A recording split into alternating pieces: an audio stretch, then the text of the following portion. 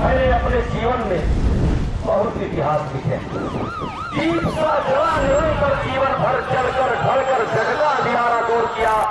अंगारों पर बैठा मुस्कुराता रहा सदा, सब दर्द था भीतर ही भीतर चूर किया।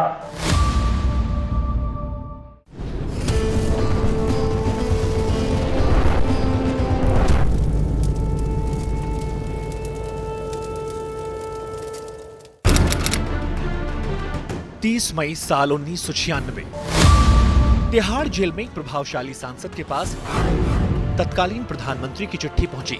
उसमें लिखा था, प्रिय बृजभूषण जी, सप्रेम नमस्कार। आपका समाचार मिला। नए सिरे से जमानत का प्रयास करना होगा। आप हिम्मत रखें। अच्छे दिन नहीं रहे तो बुरे दिन तो निश्चित ही नहीं रहेंगे। आजन्म कैद की सजा काटने वाले सावरकर जी का स्मरण करें, पढ़ें, संगीत सुने, खुश रहें। मैं शीघ्र आऊंगा। हारिए ना हिम्मत, विसारिए ना हरि को नाम। जाहि विधि राखे राम, ताहि विधि रहिए। चिट्ठी लिखने वाले तत्कालीन प्रधानमंत्री का नाम है अटल बिहारी वाजपेयी। केंद्र में 13 दिनों की सरकार चलाने वाले अटल बिहारी पहली बार प्रधानमंत्री बने थे। जो सांसद को उन्होंने ये बेहद भावुक और निजी तौर पर चिट्ठी लिखी थी, उनका नाम है बृजभूषण शरण सिंह।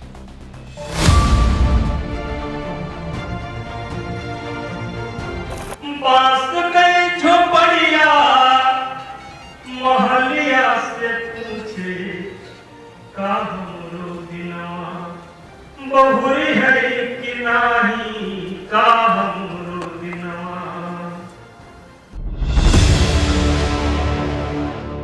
नमस्कार, स्वागत है आप सभी का हमारी खास सीरीज बाहुबली में। आपके साथ मैं हूं पूर्णिमा मिश्रा। उत्तर प्रदेश की वो लोकसभा सीट जो कभी प्रधानमंत्री अटल बिहारी वाजपेयी की पहली राजनीतिक कर्मभूमि थी। उस सीट पर वाजपेयी के बाद बीजेपी को जीत की गारंटी दिलाने वाले नेता का नाम बृजभूषण शरण सिंह। और ये सब यकीनन उस ताकत और रौब के दम पर मुमकिन हुआ जिसे हम और आप बाहुबली कहते हैं। 1957 में अटल बिहारी वाजपेयी पहली बार उत्तर प्रदेश के बलरामपुर से सांसद चुने गए। उसके बाद 1998 और 1999 में कांग्रेस के बाहुबली नेता रिजवान जहीर ने बीजेपी उम्मीदवार को हराया। बीजेपी नेताओं के मन में इस बात की टीस थी कि प्रधानमंत्री वाजपेयी की पहली सियासी सीट पर कमल नहीं खिल रहा है। आखिरकार पार्टी ने एक ऐसे नेता पर दांव लगाया जो 1999 के लोकसभा चुनाव से कुछ समय पहले ही जेल से रिहा हुआ था। बीजेपी ने बहुत बड़ा दांव चला था जिसका नतीजा किसी को नहीं मालूम था। बृजभूषण शरण सिंह यूं तो साल 1991 में आनंद सिंह के खिलाफ चुनाव लड़े और पहली बार सांसद चुने गए। 1,13,000 वोटों से उनकी जीत गोंडा लोकसभा के लिए इतिहास है। भारतीय जनता पार्टी ने मुझको पहली बार प्रत्याशी बनाया और गोंडा की जनता को मैं धन्यवाद देना चाहता हूं कि 1,13,000 वोट से जिता करके मुझे और पड़ोसी बलरामपुर से माननीय सांसद जी को लोकसभा में भेजने का काम किया। उसके बाद साल 1993 में विवादित ढांचा गिराया गया तो लाल कृष्ण आडवाणी समेत जिन 40 लोगों को आरोपी बनाया गया उनमें बृजभूषण भी शामिल थे। सीबीआई ने सबसे पहले उन्हें ही गिरफ्तार किया। इसी बीच राजनीतिक षड्यंत्रों की वजह से उन्हें साल 1996 में टाडा के तहत दिल्ली तिहाड़ जेल में शिफ्ट कर दिया गया। आरोप बहुत बड़ा था। 1992 में मुंबई के जेजे हॉस्पिटल शूटआउट में पूर्व केंद्रीय मंत्री कल्पनाथ राय और बृजभूषण को आरोपी बनाया गया। पुलिस के मुताबिक जेजे हॉस्पिटल में अंडरवर्ल्ड डॉन अरुण गवली के जिस शूटर को मारा गया था वो दाऊद के बहनोई का हत्यारा था। दाऊद ने बदला लेने के लिए डॉन सुभाष ठाकुर और ब्रजेश सिंह को भेजा था। कल्पनाथ राय और बृजभूषण पर यह आरोप था कि उन्होंने दाऊद के भेजे शूटर्स की मदद की थी। हालांकि इस संगीन आरोप में बृजभूषण को क्लीन चिट मिली। उसके बाद उन्होंने एक बार फिर राजनीति में अपने बाहुबल का दमखम दिखाना शुरू कर दिया। बृजभूषण की दबंगई का असर 50 किलोमीटर दूर तक फैला था। जब वो टाडा के तहत तिहाड़ जेल में बंद थे तब उनकी पत्नी केतकी देवी ने बीजेपी के टिकट पर गोंडा सीट से लोकसभा चुनाव लड़ा। उन्होंने कांग्रेस के आनंद सिंह को 80,000 से ज्यादा वोटों से हराकर सबको चौंका दिया था। बीजेपी को अंदाजा हो चुका था कि अगर बलरामपुर सीट को वापस पाना है तो ब्रजभूषण पर दांव लगाना होगा। बीजेपी ने 1999 के लोकसभा चुनाव में बलरामपुर सीट से उन्हें प्रत्याशी बनाया। लगातार 2 बार से बलरामपुर लोकसभा जीतने वाले समाजवादी पार्टी के बाहुबली नेता रिजवान जहीर को ब्रजभूषण ने हरा दिया। 2004 में एक बार फिर बलरामपुर लोकसभा पर वो विजयी रहे। ये भारतीय जनता पार्टी के एक बाहुबली नेता का उदय था, जिसने पहलवानों के अखाड़े से लेकर सियासी रणभूमि तक अपनी ताकत का एहसास कराया।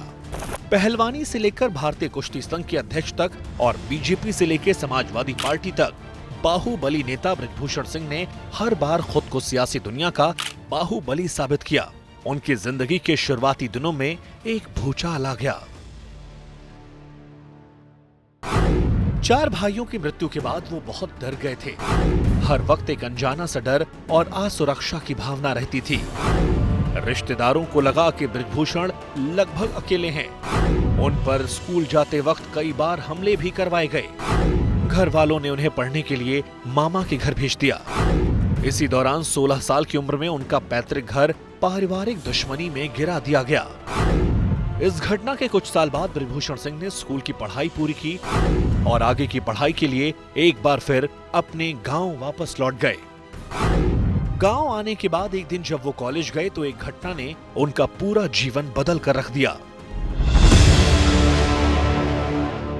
गर्मी की छुट्टियों का वक्त था। ब्रजभूषण सिंह अपने गांव के पास वाले कॉलेज जा रहे थे। रास्ते में कुछ लड़कियों के साथ छेड़खानी हो रही थी। ब्रजभूषण ने विरोध किया और मनचलों से भिड़ गए। इस घटना ने उन्हें छात्र नेता के तौर पर स्थापित करना शुरू कर दिया। पहलवानों वाली कद काठी के ब्रजभूषण को कुछ ही समय में युवाओं का भरपूर साथ मिला। 1979 में उन्होंने रिकॉर्ड मतों के साथ छात्र संघ चुनाव जीता। यहीं से शुरू होता है छात्र नेता ब्रजभूषण के बाहुबली नेता बनने का सिलसिला। 1980 के दौर में पूर्वांचल के 8-10 जिलों में युवा नेता के तौर पर उनका नाम गूंजता था। कुश्ती, दंगल, दौड़ हो या फिर घुड़सवारी, गांव-गांव में युवा उनके नाम पर जीत की शर्त लगाते। 1987 में गन्ना समिति के चेयरमैन का चुनाव लड़ा और पहली बार में ही वो चुनाव जीत गए। इसके बाद अपने राजनीतिक गुरु की सलाह पर उन्होंने लोकसभा चुनाव में जनता दल का दामन थामा। 1988 के दौर में वो पहली बार बीजेपी के संपर्क में आए और हिंदूवादी नेता की छवि के तौर पर खुद को स्थापित करने लगे। बीजेपी के करीब आने के बाद ब्रजभूषण शरण सिंह ने पहली बार विधान परिषद यानी कि एमएलसी का चुनाव लड़ा, लेकिन 14 वोटों से हार गए।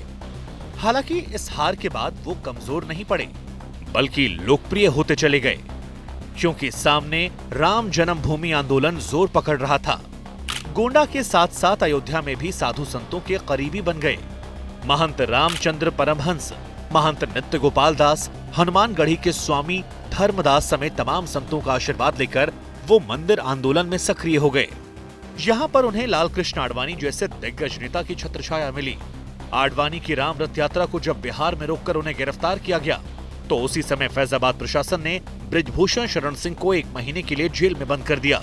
आडवाणी जब जेल से छूटे तो उन्होंने पहली यात्रा अयोध्या से शुरू की और उसमें गोंडा से फैजाबाद, फैजाबाद से अयोध्या घाट और अयोध्या से लखनऊ तक वो आडवाणी के सारथी बनकर यात्रा के दौरान उनके साथ रहे। ब्रजभूषण शरण सिंह ने लाल कृष्ण आडवाणी के साथ कंधे से कंधा मिलाकर राम मंदिर आंदोलन को संभाला।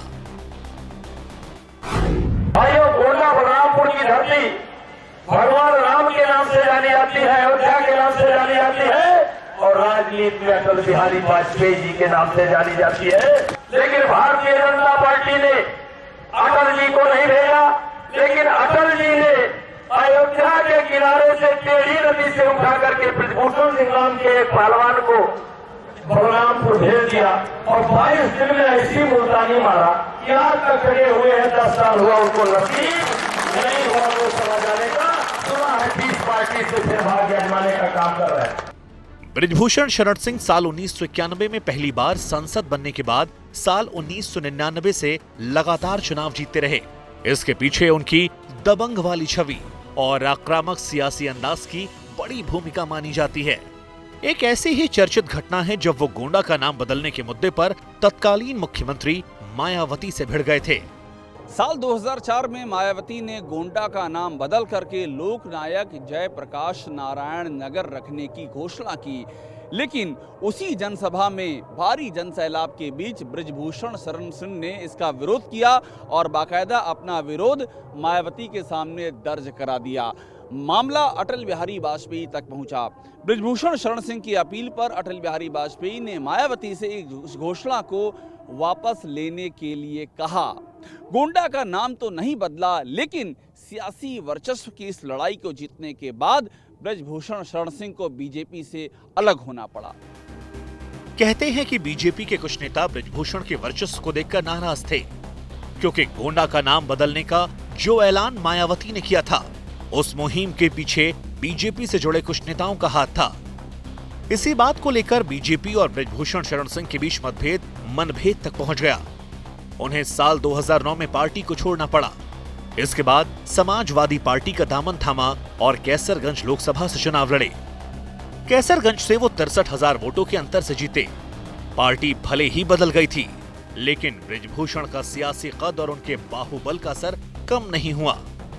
वो 63,000 वोटों से जीतकर संसद पहुंचे, लेकिन समाजवादी पार्टी के साथ उनके वैचारिक मतभेद बहुत ही जल्द शुरू हो गए। लिहाजा साल 2014 के लोकसभा चुनाव से करीब 6 महीने पहले मुलायम और अखिलेश का साथ छोड़कर वापस बीजेपी में शामिल हो गए। उन्होंने एक बार फिर कैसरगंज से 73,000 वोटों के भारी अंतर से विजय हासिल की। बृजभूषण शरण सिंह का बाहुबली बनने का सफर कई तरह के गंभीर आरोपों और तमाम तरह के विवादित मामलों से होकर गुजरता है। उन पर आईपीसी की 4 गंभीर और 7 कम गंभीर धाराओं में केस दर्ज किए गए। हालांकि सजा किसी भी मामले में नहीं हुई। 1991 से 2019 तक 6 बार लोकसभा चुनाव में जीत हासिल की। सियासत में दबंग छवि के अलावा भी उनका एक अंदाज है, जिसकी वजह से वो कई बार सुर्खियों में रहे। उन्हें लेखन, गायन और साहित्य से विशेष लगाव है। वो अपने भाषण में अक्सर गीत और कविताएं भी सुनाते हैं। पग पग पर मजबूरी जंजीर पिघलाती थी, पर कभी मुसीबत के आगे सिर झुका नहीं। 100 बार पहाड़ बंध पर आकर खड़े हुए, फिर भी तूफानी पग मेरा रुका नहीं। खुद पर अजय विश्वास लिए मैं बात चला, 100 बार विफलता की आंधी से टकराया, पर कभी पराजित असुरना आंखों से निकला। ये मेरा इतिहास है, ये मेरा भूगोल। गोंडा, बलरामपुर और आसपास के जिलों में बृजभूषण शरण सिंह के दर्जनों इंटर कॉलेज, डिग्री कॉलेज और शिक्षण संस्थान हैं। वो कहते हैं कि शिक्षित समाज उनका सपना है, जबकि विरोधी ये कहते हैं कि गोंडा और आसपास के जिलों में शिक्षा का क्षेत्र में एक छत्र राज स्थापित कर लिया है। हालांकि सच ये है कि वीआईपी नंबर वाली महंगी गाड़ियां बृजभूषण शरण सिंह के बाहुबली वाले अंदाज की गवाही देती हैं। उनकी ज्यादातर गाड़ियों के नंबर 9000 हैं। उनके काफिले में शामिल कारों की कीमत और मॉडल पर गौर कीजिए।